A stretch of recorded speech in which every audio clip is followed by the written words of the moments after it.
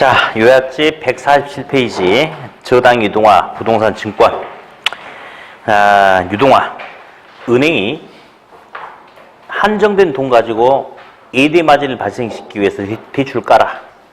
그래서 설정받은 저당권을 가지고 있다가 은행이 여유 자금이 부족하다 보면 이 저당권을 팔아서 현금화 시키는 거죠. 그게 유동화인데, 일단 목적 효과가 중요하죠. 화살표 2개. 첫 번째, 유동화를 통해서 은행은 계속 팔아서 현금화 시킬 수 있으니까 유동성이 증가한다 이거죠. 돈이 계속 들어오니까. 그러니까 두 번째 화살표, 돈이 부족해서 파산할 수 있는 유동성 위험은 감소한다. 유동성이 증가하고 유동성 위험이 감소한다. 이거 좀 구분하시고, 다음에 이제 저당시장 구조를 통해서 우리가 한번 봐야 되는데, 자 봅시다. 차입자가 주택을 은행에 담보로 잡히는 거죠. 은행에 담보로. 근데 이 은행을 이제 대출기관이라고 통상 이야기해줘요. 대출기관, 은행. 그럼 은행은 하자가 없다면 대출해주는 거죠. 담보대출 해줘요. 그래서 지금 요 시장을 1차 저당시장이다라고 불러주는데, 1차 저당시장은 유동화가 발생한다, 안 한다? 유동화가 발생하지 않고 단지 담보대출만 나타난다. 그래서 요즘에는 이런 표현을 좀 알아두셔야 돼요. 유동화가 나타나지 않고 담보대출만 나타나기 때문에 여기는 자금 공급시장의 자금 대출시장이에요. 자금 대출시장이다라고 이렇게 이야기를 해요. 자금 대출시장 이렇게. 예. 다음 이제 은행은 차입자로부터 건저당권을 이렇게 설정받았어요. 이 저당권을 가지고 있다가 이 가지고 있으면 차입자가 또박또박 5% 이자율로 은행이 갚아주는데, 이 저당권을 가지고 있다가 은행이 돈이 없으면 한국주택금융공사에게 매각을 하는 거죠. 매각을. 예. 매각을 해가지고 한국주택금융공사가 발행기관이라고도 하는 거죠. 이 발행기관이 주택저당증권인 MBS를 만들어야 되는 거죠. MBS. 그러면 투자자가 MBS라는 상품을 투자를 하는 거예요. 수덕. 다시 이제 요약집 어디를 펴놓냐면 150페이지 일단 펴놔요. 요약집 150. 중간에 확인 박스 보이시죠? 이제 그거 할 테니까 일단 여기 보세요. MBS가 먼저 보자. MBS. 자, 주택 저당권이 100개가 있다고 합시다. 100개. 이 100개의 저당권이 이렇게 있어요. 100개가. 예. 이거 가지고 있으면 차입자가 또박또박 5% 이자율로 원리금을 갚아준대. 이렇게. 자, 근데 MBS는 돈 빌려주고 직접 받고 이런 구조가 아니고, 이 100개의 저당권 전체를 하나의 묶음으로 해가지고 MBS라는 상품을 만들어내요. 그럼 MBS는 있잖아요.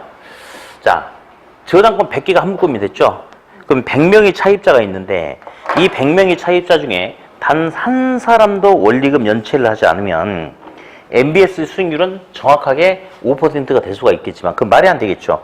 일부 사람이 연체하거나 문제가 생긴다면 MBS 수익률은 5%보다 크겠어요, 작겠어요? 작겠죠. 근데 이게 중요한 게 아니고, 대신에 MBS는 100개가, 예를 들어서 100개가 하나가 담보가 됐기 때문에 이 중에 몇 개에서 문제가 생긴다 하더라도 나머지에서는 정상적인 원리금 수입이 들어올 수 있겠습니까? 그렇죠. 그래서 핵심 포인트, 위험이 크다 작다. 위험이 작다. 일단 여기서 제일 강조하고자 하는 게, MBS는 그래서 안정적이다. 요걸 제일 강조하고 싶고요. 나온 김에 좀 정리를 하겠는데, 또 봅니다. 이 부동산이 있어요.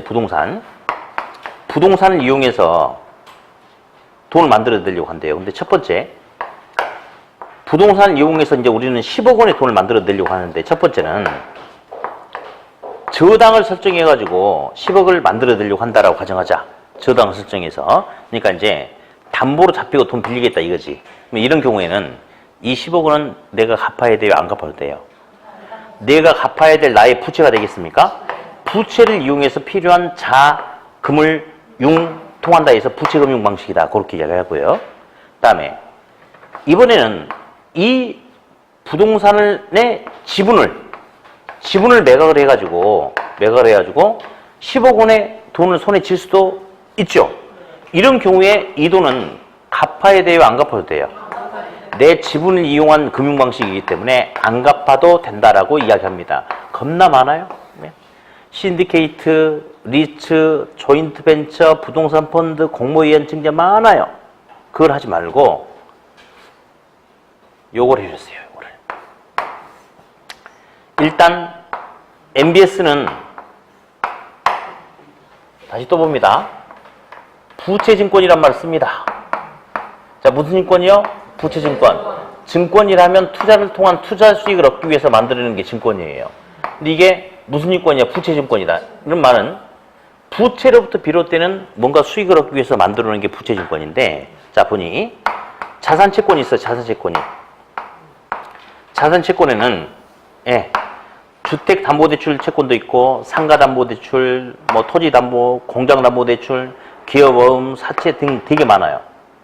이 중에서 주택금융이 차지하는 비중이 커서 저기처럼 주택만 별도로 끄집어내가지고 유동화시켜서 만들어낸 상품을 MBS라고 그래요. 주택저당증권. 주택을 제외한 나머지 자산을 기초로 만드는 것을 ABS다라고 불러줍니다. 그러면 결국은 자산유동화증권, 주택저당증권은 채권, 이 부채로부터 비롯되는 원리금 수익을 얻기 위해서 만들어놓은 상품 아니겠어요? 그러니까 무슨 증권이야? 부채증권이야. 그러니까 무슨 금융? 지분금융, 부채금융? 부채금융. 따라서 MBS, ABS는 무슨 금융이다? 부채금융이다. 그리고 또 하나 있어요. 아까 담보를 목적으로 신탁을 하는 경우가 있어요. 신탁금융이라고 그래. 이것도 담보를 제공하고 돈을 조달하려는 그런 목적이죠? 그러니까 무슨 금융? 부채금융. 주택 상환사채, 회사채 이런 것들. 사채는 사채업자한테 사채를 빌려가지고 못 갚으면 뭐로 사채로 발견되는 거죠? 예. 남의 돈 빌리기로 해가지고 갚기로 하고 빌려놓고 못 갚으니까 사채가 되는 거 아니에요. 그러니까 사채는 지분금융, 부채금융. 그래서 MBS, ABS, 신탁, 사채는 전부 다 무슨 금융이다? 부채금융이다. 이 네 놈을 머릿속에 암기를 해놓으시는 게 좋습니다. 예. 다시 원위치.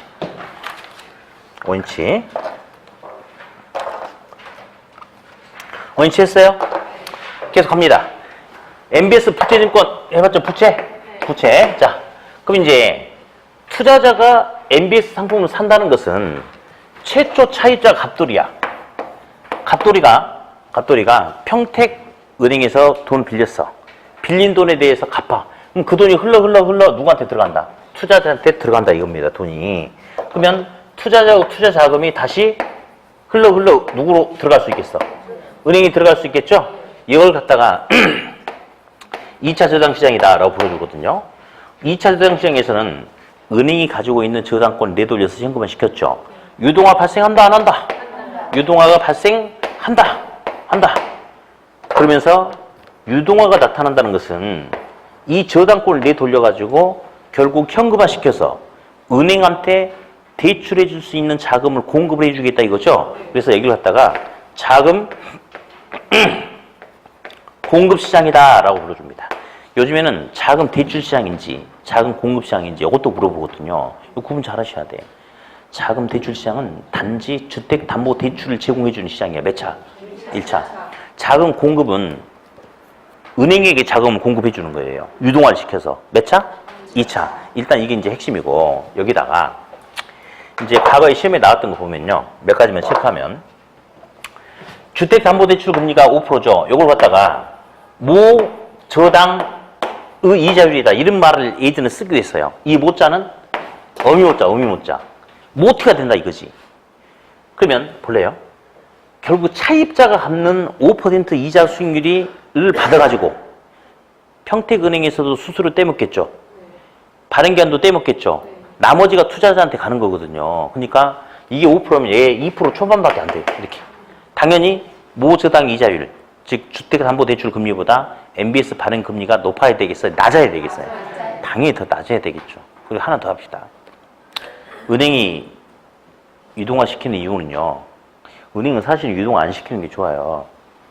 여유 자금만 충분하게 많이 있다면 안정된 담보를 손에 쥐고 그냥 원리금 받아먹으면 돼요.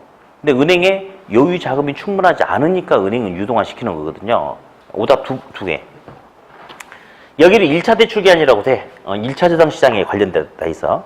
자, 이 대출기한은 저당권을 자신의 포트폴리오 일환으로 보유해서는 안 된다. 하면 돼, 안 돼? 아니지.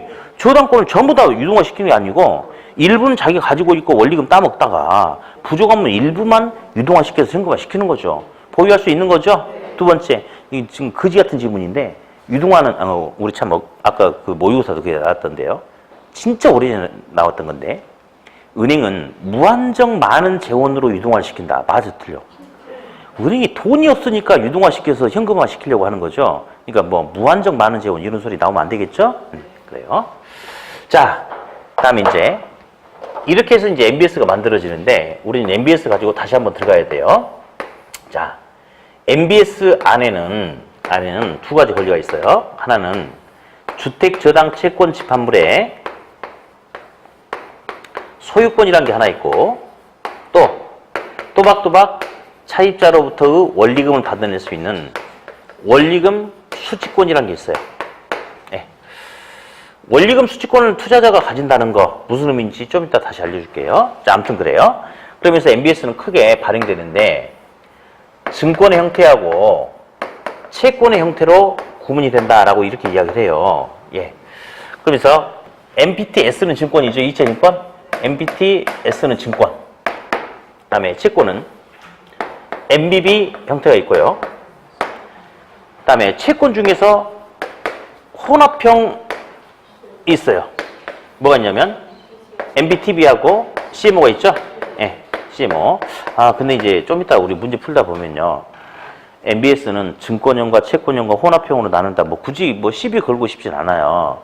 근데 MBTB는 채권형이다, 틀렸다, 혼합형이다 이렇게 나온 지문 좀 이따 나와요. 근데 사실 이제 그렇게 하는 게 아니고 그렇게 이제 구분하기도 하지만 증권이야 채권이야 이렇게 물어봐요. 증권이야 채권이야. 얘는 증권, 지분형 증권이라고 해요. 좀 이따 이야기해 줄게요. 지분형 증권이고 얘는 채권인데 다 채권인데 그러니까 소유권이 발행기한이 소유권을 가지고 있지 않고 투자자가 가지고 있으면 증권이고 발행기한이 소유권을 가지고 있으면 전부 다 채권이거든요. 근데 채권 중에서 이런 뭐 아무튼 혼합형이라 하는데 좀 이따 문제 풀게요. 우리 이제 MBTS를 할게요. MBTS. 자, MBTS는 주택저당 채권 집합물이 한 500억 정도가 있어요. 이렇게 500억. 근데 발행기한이 이걸 지금 가지고 있어요. 발행기한이. 이걸 가지고 있으면 차입자가 또박또박 5% 이자율로 원리금을 갚아줘요. 근데 발행기한이 돈이 지금 그러니까 목돈 그러니까 이게 500억짜리인데 지금 원리금 푼돈만 들어오고 목돈 지금 없어. 그래서 지금 고민스러운데 마침 어떤 투자자는 이 사람은 현금이 500억이 있는 거예요. 근데 이 사람은 또 뭐가 걱정이냐면 이 돈을 투자해서 안정적인 원리금 수익을 얻어낼 수 있는 투자 대상을 또 못 찾아고 고민이야. 그래서 둘이 내가 연결시켜줬더니 발행기한이 가지고 있는 주택저당 채권 집합물을 투자자에게 매각을 해버리고 투자자의 현금이 다시 은행에 들어온대. 이게 바로 MBTS거든요. 그럼 MBTS는 결국 이 물건에 대한 모든 지분 권리를 다 누가 가져가 버렸어요?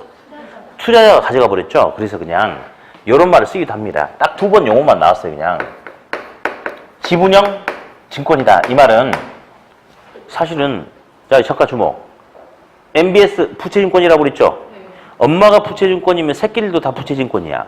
근데 MBTS는 그 중에서 모든 지분권 권리를 다 투자자가 가져갔기 때문에 그냥 지분형 증권이다. 그런 표현을 쓰기도 한다는 거. 네. 다음. 그러면 MBTS 같은 경우는 모든 권리가 즉 원리금 수취권도 소유권도 다 누구한테 있어요? 투자자한테 있죠? 투자자한테 있죠? 그러면 투자자가 모든 책임지는 거예요. 그리고 다시 원리금 수취권이 투자자한테 있다는 건 말이죠. 최초 돈 빌렸던 갑돌이가 돈을 갚아. 그 돈이 흘러 투자자에게 원리금이 연결이 되는 거죠? 예, 그게 바로 투자자로부터 현금 흐름이 그러니까 다시 최초 차입자로부터 원리금 현금 흐름이 투자자에게 연결이 된다. 그걸 갖다가 투자자에게 원리금 수취권이 있다. 그렇게 이야기합니다. 다음. MBB는 모든 권리가 다 누구한테 있어요? 원리금 수취권 소유권 몽땅 다 발행기한한테 있는 거죠? 그렇죠? 예, 정반대니까. 다음. MPT, BCM은 혼합형이에요. 양다리. 그래서 얘네들은 증권이 채권이에요. 채권이니까 소유권 누구한테 있어요? 소유권은 발행기관한테 있겠죠? 근데 나머지 권리는 누구한테 있어야 돼, 이제? 원리금 수취권은 투자자한테 있겠죠. 그러면 잠깐만요. 이 내용 중에 차입자로부터의 현금 흐름이 투자자에게 연결되지 않는 게 뭐죠? MBB만 연결 안 되고 나머지는 다 투자자에게 연결이 되는 거예요. 이렇게. 네. 다음. 여기서 우리나라는 주로 CMO를 쓰고 있어요. CMO는 하나의 저당 집합에서, 저당 풀에서 CMO는 만기가 다른 여러 트렌치로 이렇게 구분한대요. 그래서 뭐 1번 트렌치, 2번 트렌치 이렇게 해가지고 그래서 1번 트렌치는 예를 들어서 만기가 5년 내지 7년, 7년에서 9년, 13년 내지 몇 년 이렇게 해가지고 만기를 다양하게 한 여러 개의 트렌치로 구성한대. 예를 들어서 우리 그 주택담보대출 중에 보금자리론 대출이 있어요. 들어봤죠? 그건 만기가 최저 10년이거든. 근데 걔보다 만기가 더 짧은 상품이 만들어질 수도 있어요. 에? 아무튼 그래. 그리고 먼저 우리 개돈 받듯이 1번이 선순위야. 1번 증권 또는 트렌치라고 하는데요. 1번이 원금과 이자를 받는 동안 5년 또는 7년 동안 나머지 이자만 받아요. 1번이 다 받고 나가. 그럼 선순위가 2번으로 바뀌죠. 2번이 아까까지 뭐만 받았어요? 이자. 이제는 원금까지 받아. 이렇게 순차적으로 받거든요. 그럼 뭐 선순위 증권일수록 더 안전하지 않을까요? 그렇죠? 그럼 당연히 신용 등급이 높다. 그럼 선순위 증권일수록 안전하기 때문에 이자 수익률은 클까요, 작을까요? 작겠죠? 예, 그 정도 개념이 되겠고요. 다음 이제 하나 더. 우리 콜방어라는 소리 들어봤죠? 발행기관은 초과 담보를 확보해야 된다 이런 소리 들어봤죠? 제가 이제 설명 한번 했어요. 이게 뭔지. 근데 있잖아요. 그렇게 하지 말자고 그랬어. 결국 시험에는 콜방어가 허용되냐 안 되냐, 초과 담보가 필요하냐 그렇지 않느냐 이렇게만 물어보거든. 내용은 안 물어보고. 그러니까 이렇게 하라고 그랬네. 콜방어 초과 담보는 것은 발행기관이 투자자를 보호하는 개념이다 라고 하라고 그랬죠. 맞죠? 자 볼래요? 증권은 모든 권리가 다 누구한테 있어요? 투자자. 그럼 발행기관 투자자 보호해줄 필요가 없어요. 콜방어 돼 안 돼? 안 돼. 발행기관 초과 담보 확보할 필요도 없다. 그런데 채권은 소유권이 누구한테 있어요? 소유권이 발행기관한테 있죠? 그러면 발행기관 투자자 보호해줘야 되겠죠? 콜방어 돼 안 돼? 됩니다. 초과담보 발행기간 확보해야 돼, 안 해야 돼? 해야 된다. 그렇게 딱 정리하면 되겠고요. 어디 문제 좀 몇 개 풀어봅시다. 48, 49 아니 46, 48, 49 46. 자, 유동화에 관한 설명으로 틀린 것은 1번 부동산에 대한 지분을 증권화한 부채죠.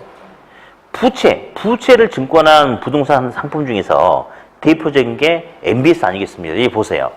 우리 MBS, ABS 아까 무슨 증권이라고 했어요? 부채증권. 부채를로부터 비롯되기 위해서 뭐가 만들어진 거 아니겠어? 지금 지분이 아니고. 1번 틀렸고요. 2번. 주택저당 채권 유동화는 주택금융을 활성화시키기 위한 민간 자금을 동원하는 수단 중에 하나이다. 맞죠? 2번. 맞고 3번.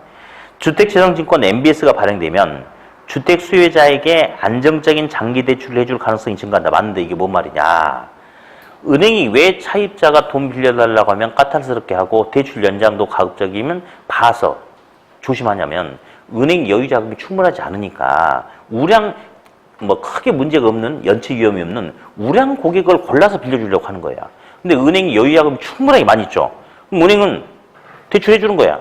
해주다가 받다가 돈이 없으면 유동화 시켜서 현금화 시키고 이렇게 하면 더 많은 수요자에게 자금을 제공해 줄 수 있다. 맞고요. 4번이 별표죠, 별표. 저당 채권 유동화는 은행, 금융기관의 유동성을 증가시키면서 유동성 위험은 낮추는 효과가 있다. 맞죠? 이게 중요하고요. 5번, MBS는 안정적이라고 그랬죠? 주택저당증권 MBS가 발행되면 투자자는 안정적인 장기 투자 기회를 가진다. 어때요? 맞죠? 예, 4번. 그래서 답은 1번이고 4번 질문 중요합니다. 네. 48번. 저당시장과 관련된 다음 설명 중 옳은 것은 1번. 제1차 저당시장은 저당 대출을 원하는 수요자와 저당 대출을 제공하는 금융기관을 형성되는 시장을 말하며 주택담보대출 시장, 자금대출 시장이 여기에 속한다. 어때요? 맞죠? 그렇죠? 네. 2번은 저당 대부를 원하는 수요자와 저당 대부를 제공하는 금융기관에 이루어진 시장, 여기는 1차겠죠. 틀렸고요. 3번. 주택 저당 대출 시장은 특별 목적회사 SPC를 통해서 투자자로부터 자금을 조달하여 주택 자금을 대출 기관에 공급해주는 시장을 말한다. 이건 1차가 아니고 몇 차죠? 2차죠. 1, 2번 중요합니다. 아니, 다시 1, 3번. 그러니까 1차 저당 시장은 자금 대출 시장이고 2차 저당 시장은 자금 공급 시장이고. 예. 4번. 우리나라의 경우 한국주택금융공사가 어디 시장에서 유동화 담당합니까? 1차가 아니고 2차죠. 틀렸습니다. 5번. 유동화는 1차, 2차 어디에서? 2차에서. 답 1번이죠? 자, 5번 밑에다 하나 직접 써보세요. 1차 화살표. 자금 대출 시장. 저당 대출 시장. 2차 자금 공급 시장. 구분하시라고. 1차는 자금 대출 시장, 2차는 자금 공급 시장. 그러니까 몇 차에서 유동화를 통해서 은행에게 자금을 공급해 주는 거예요? 2차. 자, 49번 보죠. 옳은 것은 모두 몇 개냐? 기억. 저당이 설정되는 시장은 1차가 아니고 2차다. 에이씨. 단지 저당만 설정되는 거 몇 차예요? 1차. 니은. 금융기관이 수취한 예금으로 담보대출을 제공하는 시장을 1차랍니까? 맞죠? 맞으면 가만히 있는 게 아니고 맞아요 그렇게 하는 거예요. 알겠어요 학생들? 맞아요 이렇게. 네. 디귿. 1차 저당 대출자 1차 시장에서 은행은 저당 담보대출 저당권을 자신의 포트폴리오로 보유할 수 없다. 있다. 틀렸죠? 리얼. 2차 저당 시장은 저당 대부를 받은 원래의 저당 차입자와는 아무런 직접적인 관련이 없다. 맞습니까? 맞아요. 여기 주목. 아까 갑돌이가 요 주택을 담보로 평택은행에서 대출 받았어요. 5% 이자율로 10년 만기로. 근데 갑돌이가 설정한 저당권이 흘러 이렇게 됐네? 갑돌이는 그런 거 신경 쓸 필요 없죠. 갑돌이는 있잖아요. 이건 모르고 그냥 평택은행에다가 약속했던 대로 10년 동안 꼬박꼬박 5% 이자율로 원리금 갚으면 끝나는 거예요. 그러니까 유동화하고 최초 차입자하고는 상관이 있어요, 없어요? 없죠? 네. 맞고. 미음. 투자자로부터 자금을 조달하여 대출기관에 공급해주는 주택자금 공급시장이죠. 대출시장이 아니고 공급시장을 2차랍니다. 그러니까 여기 구분하셔야 돼. 자금 대출시장인지 자금 공급시장인지 그거 가지고 오답을 주니까 조심하고요. 비읍. 2차 저당시장에서 발행되는 투자상품 MBS는 주택담보대출 금리보다 더 높은 액면금리? 에이, 더 싸겠죠? 당연히 싸야지. 틀렸죠? 예, 답은 니은과 리을 두 개. 51, 2, 4, 5. 51. 자, 이제, 틀린 거 물어봤어요. 1번. 저당 유동화 증권의 유형을 지분형, 채권형, 혼합형으로 구분할 수 있다. 이렇게. 지분형, 채권형, 혼합형으로 구분할 수 있다. 근데 사실은 그냥 그렇지 않고요. 증권의 형태로 발행되느냐, 채권의 형태로 발행되느냐. 이런 방향을 원하거든, 사실은. 안 돼. 그래. 그러면 어디? 2번. 지분형 MBS는 MPTS. 맞죠? 3번. 채권형은 MBS로는 MBB. 그리고 5번. CMO는 혼합형. 맞죠? 자, MPTB는 채권형 MBS다 해서 틀렸다고 그랬는데, 혼합형이다 이겁니다. 근데 이거 지워버리세요. 예. MBS는 채권 맞죠? 예, 냅둬버리세요. 자, 52번. MBTS 이체증권에 관한 설명 틀린 거 1번. 지분형 주택저당증권으로 문장 끌어봐. 아까 제가 그랬죠. MBTS는 모든 지분 권리 모두 다 누가 가져갔습니까? 투자자가 가져가서 그냥 지분형 증권이다. 이런 표현을 쓰기도 합니다. 저당 채권에 대한 소유권과 원리금 수익권 모두 투자자가 보유한다. 맞지요? 2번. 저당권과 관련된 모든 위험이 투자자에게 이전되는 방식이 MBS죠. 이전되는 방식이 MBS가 MPTS죠? 맞고요.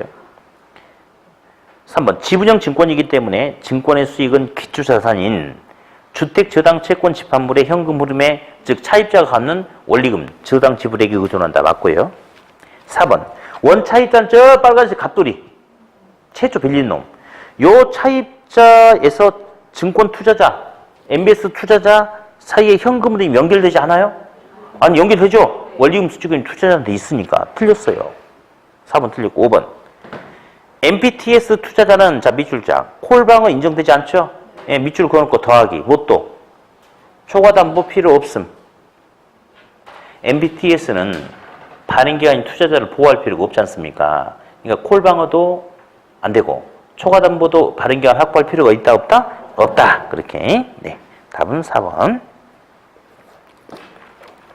다음, 54번. MBS에 대한 설명이다. 틀린 거 1번. MBB. 2번도 MBB. 1번, 2번 묶어. 그러면 MBB는 모든 권리가 다 누구한테 있어요? 발행기관. 그러면 1번. 투자자는 발행기관의 조기상환에 대한 방어권, 콜방어권이 인정되겠죠? 예. 2번.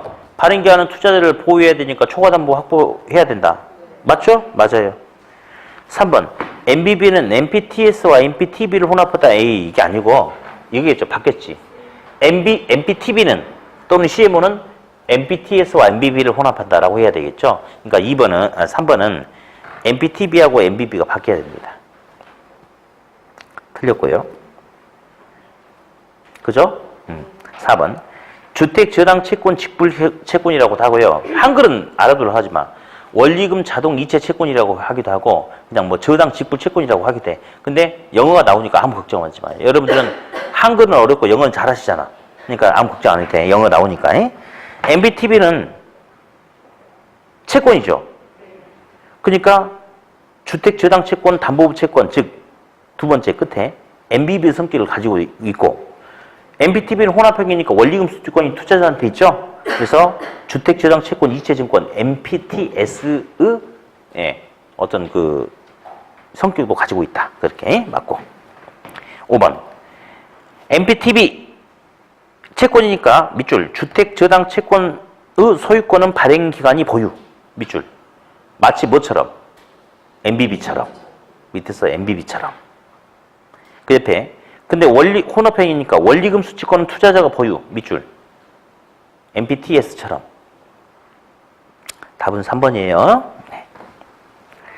자, 이제 55번 풀어보는데 이제 문제가 틀린 건 아닌데요. 이제 CMO에 대해서 물어보고 있어요. 그래서 저당 유동화증권 바로 위에다가 CMO라고 하나 써놓으세요. CMO. 이런 C 할 때 CMO. 네. 자, 틀린 거 1번. 주택 저당 대출 채권의 집합 풀으로부터 MBS를 발행할 때 대출 채권의 상환 기간보다 단기에 원금 이자의 상환이 완료되는 채권, 만들어질 수 있다고 그랬죠. 기간이 짧은 거? 됐고요. 근데 이제 1번은 사실 그렇게 중요하진 않습니다. 2번. 하나의 저당 집합에서 만기와 이자율을 다양화. 나오면 CMO가 나와야지 뭐. MPTB 이런 거 나오면 안 되는 거죠. 틀렸습니다. 3번. CMO 발행자는 주택 저당 채권 집합물을 가지고 일정한 가공을 통해서 위험 수익 구조가 다양한 트렌치 증권을 발행할 수 있고요. 4번. CMO는 혼합형 MBS로 이체증권과 주택 저당 채권 담보부 채권. 어디 이체증권이 영어로 뭐라고 그래요? MP, TS. 옆에 거는 MBB. 네. 두 개의 손길을 다 가지고 있죠? 네. 다음, CMO는 원리금 수취권이 투자자한테 있죠. 그러니까 조기상환에 대한 위험 부담은 투자자가 합니다. 투자자가. 근데 장기 투자자에게 콜방어 효과를 제공을 해준다는 거. 예. 그래서 어디? 밑줄 5번. 다계층 채권은 조기상환의 위험은 증권 투자자가 부담하는 게 원칙이다. 밑줄. 단, 써놔. 콜방어 효과는 있음.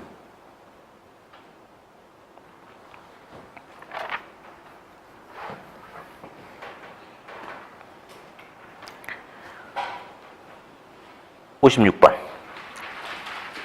CMO에 대한 다음 설명 중 옳은 것은 모두 몇 개냐? 기억. 우리나라에서 발행되는 대부분의 MBS가 CMO 형태로 발행된다. 맞고요. 니은. CMO 발행자는 채권이죠. 저당 채권 풀 집합물에 대한 소유권을 가지면서 동풀에 대한 만기가 다양한 채권을 발행한다. 맞고요. 디귿. 다계층 채권의 경우 트렌치, 증권별로 적용되는 이자율이 서로 다른 것이 일반적이다. 당연하겠죠. 당연합니다. 리을. CMO에서 선순위 증권의 신용 등급은 선순위 증권은 먼저 안전하게 받고 빠져나가는 거죠. 후순위 증권이 신용 등급보다 낮다야, 높다야? 높아야 되겠지. 먼저 받고 나가니까. 그죠? 미음.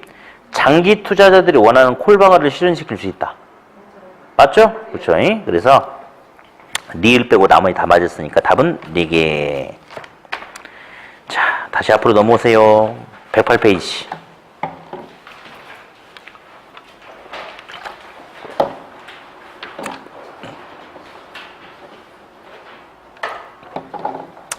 저도 이제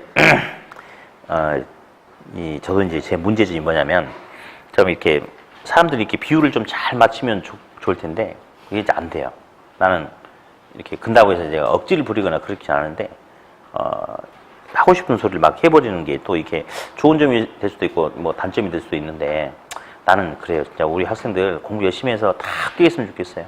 뭐 여러분 합격한다 해서 나한테 뭐 떨어지는 게 뭐가 있겠어? 어? 보람? 야, 보람 그런 게 어딨어요. 여러분 떨어져도 다른 사람 합격하는데 뭐 보람은 여기서만 찾나?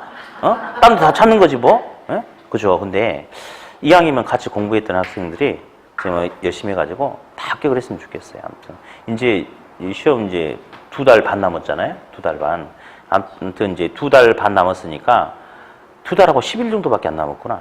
정말 정성껏 열심히 하시고 결석도 하지 마시고 뭐 복습도 ES 복습 열심히 하시고 그것만 해도 합격하는데 아무 문제가 없거든요. 그래서 아무튼 잘 하셔가지고 턱걸이든 안전빵이든 좋으니까 시험 끝나고 합격만 많이 좀 하세요. 열심히. 자, 어디 1번 문제에서 2번 지문 중요하죠. 예, 부동산 금융에는 감가상각비, 이자 지급 비용, 세금 절세 효과 얻을 수 있다. 기억나시죠? 그리고 이제 5번에 보면 소비금융은 집 살 때 돈 빌리는 거고 개발금융 나왔죠? 그냥 건축대부라고 하는 거죠. 집 지어서 공급할 때 하는 게 건축대부고요. 네. 3번 문제 풀어봅시다.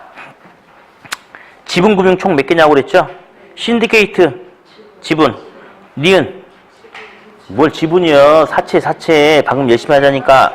사채. 디귿, 펀드. 지분이죠? 그렇죠? 예. 리을, 부동산 투자 신탁, 리츠. 지분 투자. 공모에 의한 증자, 지분, 담보 신탁, 부채, 부채. 지분금융, 부채금융 구분하시오야. 말렸어. 예. 네. 그러니까 니은, 주택상환사채는 부채금융이고, 비읍, 담보신탁금융, 부채금융이죠? 네. 숏, ABS, 부채금융, 조인트벤처, 지분금융, 지읒, 주택담보대출, 부채금융, 대출 받는 거잖아. 치읓, MBS, 부채금융, 전환사채나 순주 인수권부 사채도 다 사채니까 부채입니다. 부채금융. 이제 이런 거는 설명해 줄 필요가 전혀 없는데요. 예를 들어서 얘가 이제 사업하는데 나한테 이제 한 3억만 빌려주라는 거야. 아씨, 왜? 했더니 지가 이게 좋은데 이게 나중에 대박 날 거래. 그래가지고 지가 주식을 액면가로 나중에 상장할 때 500원에 주겠다고 해가지고 둘이 계약서 맺고 일단 3억 빌려갔어요. 부채죠? 근데 얘가 상장할 때 회사가 성공해 상장할 때 나한테 약속대로 500원에 주식 한 주씩 주는 거야. 근데 주가가 한 주당 지금 벌써 12,000원이야. 막 이런 식 있죠? 예, 요런 게 이제 이렇게 전환사채라든지 신주 인수권부 사채인데 몰라 돼. 끝에 뭐 붙었어? 그건 뭐야? 부채금융이지 뭐. 더 이상 무슨 소리가 필요하겠어요. 그래서 지분금융은 기업, 디귿, 리을, 미음, 이응 몇 개? 5개. 다음에 이제 5번에 자 한국주택금융공사가 3번 주택도시기금을 운용한다 하면 된다 안 된다? 안 된다. 그거 한번 나는 좋다고 봐. 5번에 3번 지문. 네. 다음 6번. 6번 이제 2번 지문도 알아두시고 6번에 5번 바로 밑에 내가 뭐 아까 쓰라고 한 것 같은데 주택 수요를 감소시키기 위해서 이자율 높이고 LTV, DTI 낮추고 이제 종합부동산세 중과세하고 양도세 중과세하고 뭐 이런 거 있겠죠? 네, 그렇죠. 다음 계산 문제 할 때 이제 9번 문제 가지고 우리 뭐 하나 풀어본 거 있었죠? 예, 그런 거 가지고 나중에 또 한번 해볼 거고요. 넘기셔가지고 14페이지 아니 14번 이자율이 있는데 이제 고정금리, 변동금리 누가 더 금리가 높냐, 인플레이어면 어떻게 나타나느냐 이런 것들이 나오는데 한번 또박또박 잘 보시고 가장 시험에 잘 나오는 것은 고정금리 대출에서 약정금리보다 시장금리가 높아져 버리는 인플레 위험이 나타난다면 은행은 손해를 보고 차입자가 이익을 보니까 은행은 무슨 금리 대출을 선호한다? 변동금리 대출을 선호한다. 그런 게 주가 되겠고요. 네. 그다음에 이제 19번부터는 쭉 나오는 게 처음부터 끝까지 원리금을 똑같이 갚는 게 원리금 균등 분할상환 방식. 처음에는 크고 점점 줄어드는 게 원금 균등 체감식. 처음에 조금 갔다 점점 커지는 게 체증식. 아무튼 기출 지문만 잘 보시면 되겠어요. 네. 다음 주택연금 28번 여기 주목. 빌린 돈에 대해서 갚아 나가야 될 원리금 알아보려면 저당상수. 주택연금 신청해서 받을 수 있는 연금액 알아보려면 감책인계수. 단순한 게 하라고 그랬어요. 주택연금은 부부 중에 아무나 만 60세 이상 이용할 수 있어요? 프랑스 대통령이 누구예요? 마크롱이죠. 마크롱 나이가 몇 살이지? 39이죠. 우리 사모님은 63세인가? 되시잖아요. 연상 중학교 때 선생님이었대. 그래가지고 저 아름다운 사랑이죠. 거기 이용할 수 있어요? 없어요? 그죠? 질투하지 말고. 있죠? 네. 자, 그리고 이제 중도상환 수수료 있다 없다? 없다. 변동금리다. 그리고 가장 중요한 것은 주택처분 시 주택처분 가격이 연금 채권 대출 잔액을 못 그러니까 갚는데 부족합분이 발생한다 하더라도 상속인한테 물어내라고 한다 안 한다? 안 한다. 예외가 있다는 거 아시죠? 그 정도. 33, 34, 36 PF 사업의 수익성이 담보가 됨에 따라서 차입자는 부의 금융효과에 의한 채무수용 능력이 커지고 비소금융 또는 제한적 소금융. 은행은 수익성이 담보가 되기 때문에 위험이 커. 안전장치를 걸기 위해서 신용을 잘라버려야 돼. 연결 현금으로 잘라야 돼. 신용이처럼. 별도의 독립적인 법인 설립을 요구하죠. 그리고 또 에스크로우 계정 등등등 기타 나머지도 참고로 보시면 되겠고. 네. 리츠 533, 70, 50, 50 실체가 있냐 없냐 뭐 그런 거 가지고 맨날 내주는 거죠. 특별한 게 없어요. 리츠는 그냥 그대로 나오는 거지 뭐. 다음 대신에 저기 영업인과 등록 받기 전에 현물주자 된다 안 된다? 안 된다. 그 이후에 가능하죠? 근데 현물주자 범위는 부동산에 한한다 하면 돼요 안 돼요? 하고 싶으면 알아서 하세요. 내년에 또 공부해야 되니까. 유동화.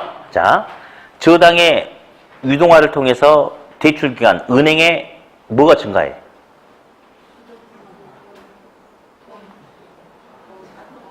내내 방금 잘하자고 그랬더니 배운 지 한 15분 됐는데 금방 잊어버렸네.